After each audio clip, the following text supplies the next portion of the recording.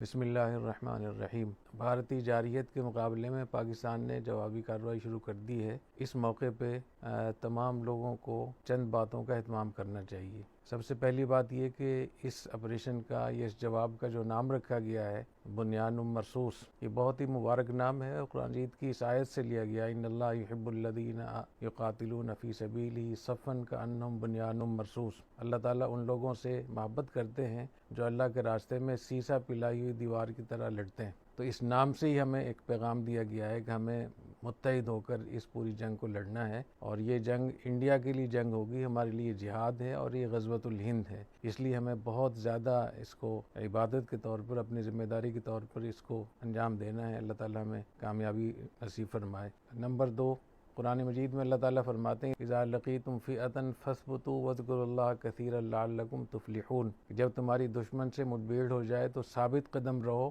ڈٹ جاؤ اور اللہ کا ذکر کثرت سے کرو۔ تو اس موقع پہ جتنے بھی ہماری مجاہد افواج ہیں، فوجی حضرات ہیں، یا جتنے بھی لوگ ہیں، سب ذکر اللہ کا اہتمام کریں، اور ذکر اللہ کے اہتمام سے دل مضبوط ہوتا ہے، اللہ تعالیٰ کی نصرت آتی ہے، دعائیں قبول ہوتی ہیں اور دشمن پہ اللہ تعالیٰ فتح عطا فرماتے ہیں۔ ذکر اللہ میں سب سے زیادہ لا الہ الا اللہ کثرت سے پڑھنا چاہیے۔ لا الہ الا اللہ 1,24,000 انبیاء علیہ السلام پہ یہ وہی نازل ہوئی، اور یہ ایک ایسا ذکر ہے جو اللہ تعالیٰ کو سب سے زیادہ محبوب اور پسند ہے، افضل الذکر بھی ہے اور احب الکلام عند اللہ بھی ہے، اللہ تعالیٰ کو بہت زیادہ محبوب بھی ہے، اور یہ افضل الحسنات بھی ہے۔ تو لا الہ الا اللہ کثرت سے پڑھیں۔ حدیث شریف میں آتا ہے کہ آپ نے ارشاد فرمایا جددوا ایمانکم، اپنے ایمان کی تجدید کیا کرو۔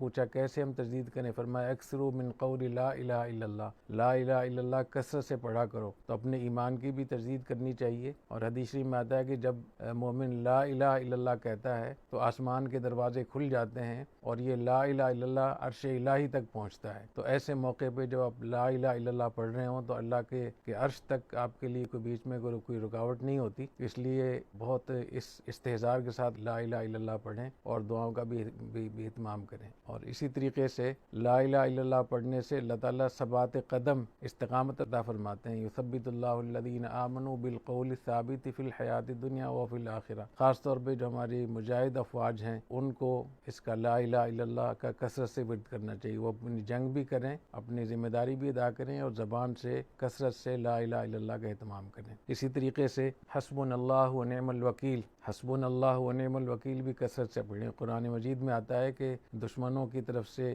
جب یہ کہا گیا کہ سارے دشمن اکٹھے ہو گئے ہیں، اور ان کو یعنی یہ خبر دی گئی کہ سارے دشمن اکٹھے ہو گئے ہیں تاکہ لوگ اس سے ڈریں، تو اللہ تعالیٰ نے ان کے ایمان کو، اس خبر سے اللہ تعالیٰ نے ان کے ایمان میں اضافہ فرمایا، اور انہوں نے کہا حسبنا اللہ ونعم الوکیل، اللہ تعالیٰ ہی ہمیں کافی ہے، اور اللہ تعالیٰ بہترین کارساز ہے، کام بنانے والا ہے اور نصرت کرنے والا ہے۔ تو اس موقع پہ سب لوگ حسبنا اللہ ونعم الوکیل کا اہتمام بھی کریں۔ جب بھی کوئی ایسی خبر ملے جس میں کوئی پریشانی کی بات ہو، خوف کی بات ہو، تو حسبنا اللہ ونعم الوکیل کا اہتمام کریں۔ ایسے ہی قرآن مجید میں یہ بھی آتا ہے کہ انبیاء علیہم السلام اور ان کے ساتھ اللہ والے جب اللہ کے راستے میں جہاد اور قتال کرتے تھے تو ان کی زبان پر مسلسل یہ دعا رہتی تھی، ربنا اغفر لنا ذنوبنا واسرافنا فی امرنا وثبت اقدامنا وانصرنا علی القوم الکافرین۔ یا اللہ ہمارے گناہوں کو معاف فرما، اور اس معاملے میں جو ہم سے زیادتی ہو گئی ہے اس کو بھی معاف فرما، اور یا اللہ ہمیں استقامت عطا فرما اور ہمیں کفار پر نصرت اور مدد فرما۔ تو ان دعاؤں کا بھی اہتمام کرنا چاہیے۔ ایسے ہی لا الہ الا انت سبحانک انی کنت من الظالمین، مشکل وقت میں اس دعا کا اہتمام کرنا چاہیے۔ حضرت یونس علیہ السلام نے یہ دعا مانگی تھی مچھلی کے پیٹ میں، تو اللہ نے یہ دعا قبول فرمائی۔ تو اس لیے تمام جتنے ہمارے افواج ہیں، مجاہدین ہیں، جتنے ہمارے پاکستانی ہیں، سب اس دعا کا اہتمام کریں، لا الہ الا انت سبحانک انی کنت من الظالمین۔ اور قرآن میں اللہ تعالیٰ فرماتے ہیں وَكَذَلِكَ نُنْجِي الْمُؤْمِنِينَ، ہم اسی طرح مومنین کو، اہل ایمان کو نجات عطا فرماتے ہیں۔ تو ہم سب کو لا الہ الا انت سبحانک انی کنت من الظالمین کا اہتمام کرنا چاہیے، اور مدارس والے اس کا اہتمام کریں کہ 1,25,000 مرتبہ ہر مدرسے میں لا الہ الا انت سبحانک انی کنت من الظالمین آیت کریمہ کہتے ہیں اس کا ختم کروا لیں، اور ایک تسبیح تو ہر شخص کو اس کا اہتمام کرنا چاہیے، پڑھنا چاہیے۔ ایسے ہی سبحان اللہ وبحمدہ، اس کی بھی حدیث شریف میں بہت بڑی فضیلت ہے، اس سے دل مضبوط ہوتا ہے، اور دل کے اندر کوئی پریشانی ہوتی ہے، خوف ہوتا ہے، وہ بھی اللہ تعالیٰ نکالتے ہیں اس سے۔ تو سبحان اللہ وبحمدہ یہ بھی کثرت سے پڑھنا چاہیے۔ یہ تو ذکر اللہ کی بات ہوگی۔